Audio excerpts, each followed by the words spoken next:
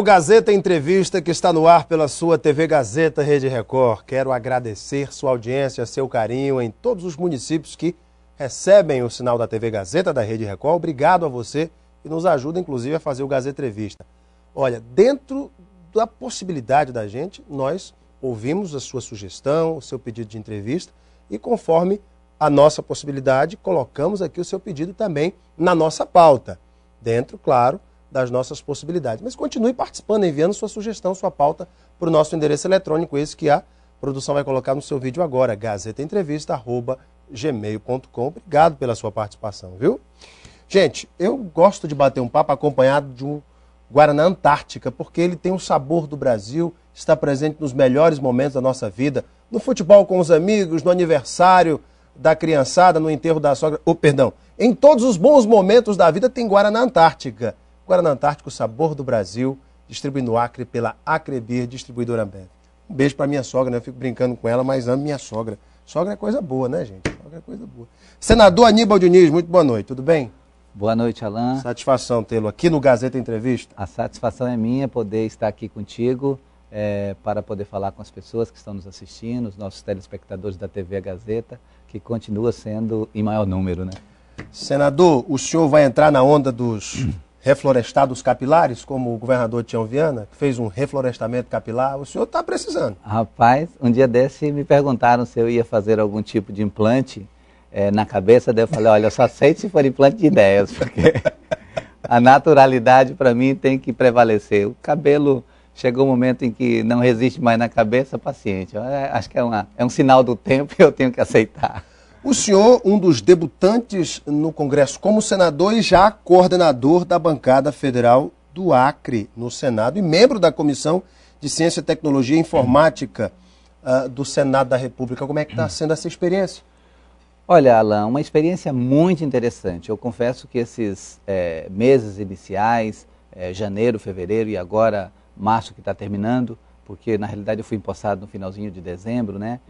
Foram 3 meses assim de completa observação das coisas, como elas acontecem, e no sentido de aprender, no sentido de sentir qual o melhor caminho para a gente poder trilhar. Fiquei muito feliz e honrado com a decisão da bancada federal do Acre de me conduzir à condição de coordenador da bancada, porque há um revezamento na bancada federal. Um ano é um senador que coordena e o outro ano é um deputado federal. E desse ano... Já começou logo com essa responsabilidade. Como era para ser um senador, me escolheram e eu fiquei muito feliz com o resultado. E a gente tem trabalhado, tem acompanhado prefeitos, acompanhado o governador Tião Viana e também temos, junto com outros parlamentares, pleiteado questões que dizem respeito ao Acre, e uma das comissões que eu passei a fazer parte também agora, não como titular, mas como suplente, que é da máxima importância nesse momento, é a Comissão Mista de Orçamento, que tem como presidente o senador Vital do Rego e como relator o nosso deputado federal do PT, Arlindo Quinaglia. E aí, no ato de instalação dessa comissão, a gente pôde fazer uma reflexão sobre a importância das emendas parlamentares e do quanto nós temos que estar juntos na defesa dessas emendas, porque elas são fundamentais para prefeituras que, se não contarem com essas emendas, vão passar muita dificuldade para administrar, para serem administradas. E o mais interessante é que a Comissão Mista de Orçamento está absolutamente sensível no sentido de juntar esforços para que, ainda que os cortes, os ajustes das finanças do Brasil aconteça, porque a presidente Dilma precisa colocar o país em absoluta segurança contra a inflação, mas não podemos concordar com a ideia de que sejam as prefeituras, os entes da União mais necessitados que paguem a conta. Então a gente tem tentado fazer a equipe econômica do governo entender que os cortes são necessários, os ajustes são necessários, mas não sacrificando prefeituras e estados pequenos como o Acre. Senador, ao longo dos últimos anos, a bancada federal acreana tem se notabilizado por ser uma das mais bem-sucedidas na liberação de recursos federais, inclusive das emendas. Exatamente. Este é um ano difícil, porque a presidente Dilma disse que não vai ser possível liberar tudo, já fez o anúncio do contingenciamento do orçamento, alguns repasses seriam realmente congelados.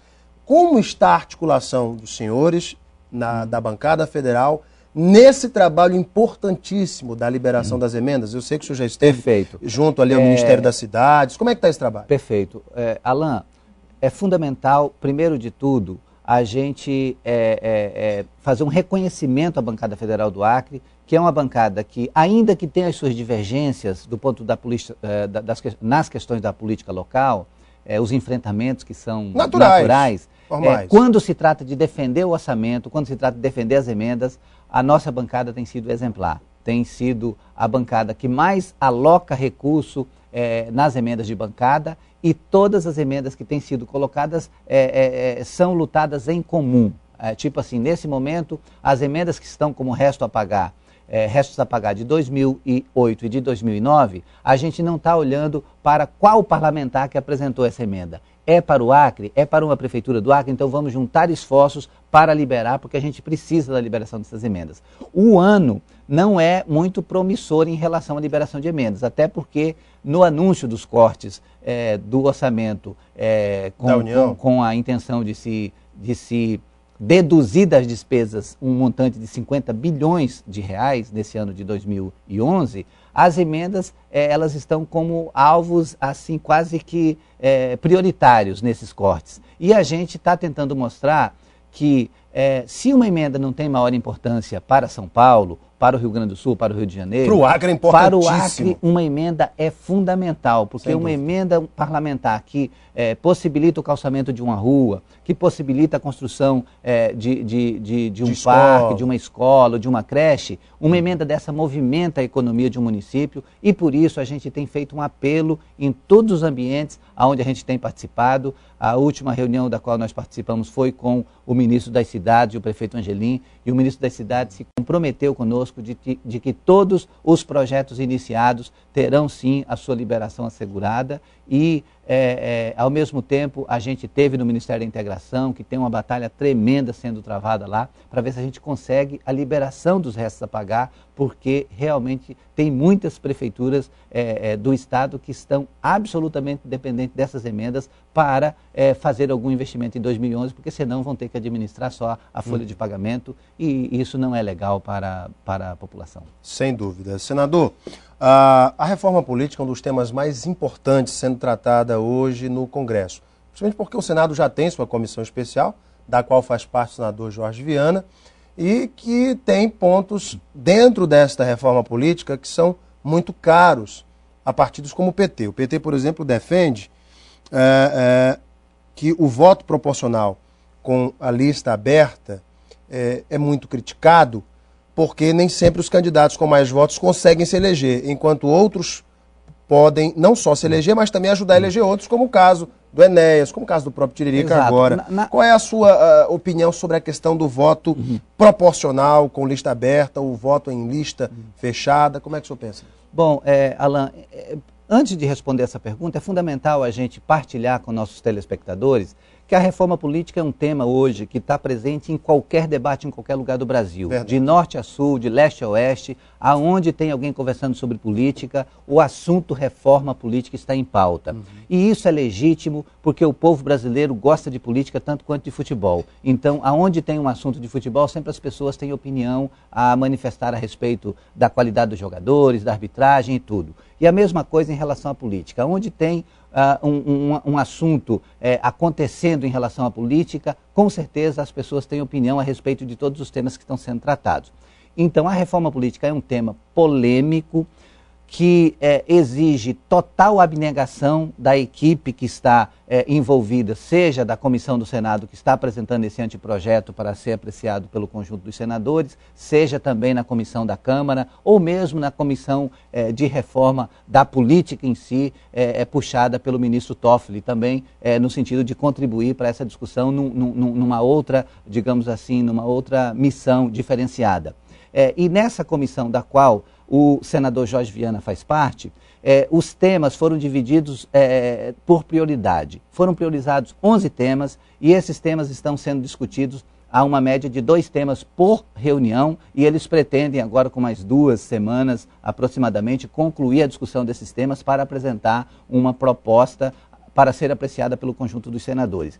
E um tema como esse que você abordou agora, que também é um tema polêmico, mas que passou, que é o voto para candidaturas proporcionais em lista, conforme foi proposto pelo Partido dos Trabalhadores, que é uma tese do terceiro Congresso do PT, que é o voto em lista, né, com a lista fechada e pré-ordenada. Por quê? Porque dessa maneira a gente vai dar o valor merecido ao partido. Fortalece o partido.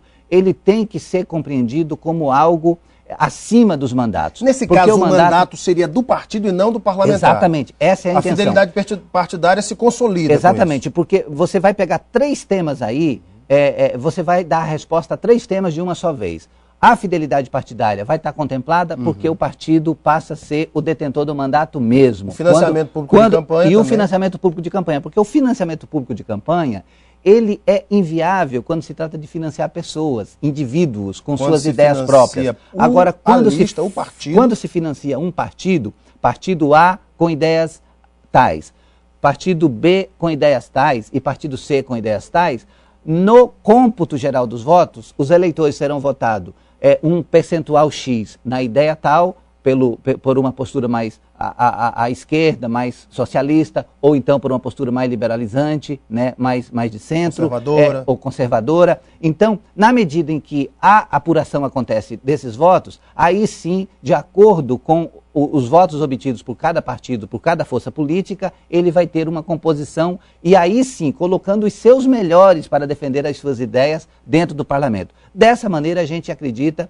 que vai estar contribuindo imensamente para estabelecer uma política de qualidade no plano nacional, com fidelidade e com respeito a posições, porque daí não vai ficar essa salada de partidos, salada de posições que a pessoa se elege hoje por um partido, amanhã já está defendendo outra posição que não tem nada a ver com o partido pelo qual ele foi eleito. Muito bem. Inclusive, sobre esse tema reforma política, a gente volta logo após o intervalo, eu quero deixar um tema no ar. Senador, o PMN entrou com uma ação junto à mesa diretora do Senado para a perda do seu mandato. Uma ação que já se arrasta há muito tempo, já foi aqui no TRE Acreano e também no Supremo. O PT já emitiu uma nota em seu favor e eu quero tratar desse tema após o intervalo. Tá ok? Tudo bem. Vamos dar uma paradinha para o intervalo. Eu volto aqui a bater um papo com o senador Aníbal Diniz, aqui no Gazeta Entrevista. Você é nosso convidado. Até já.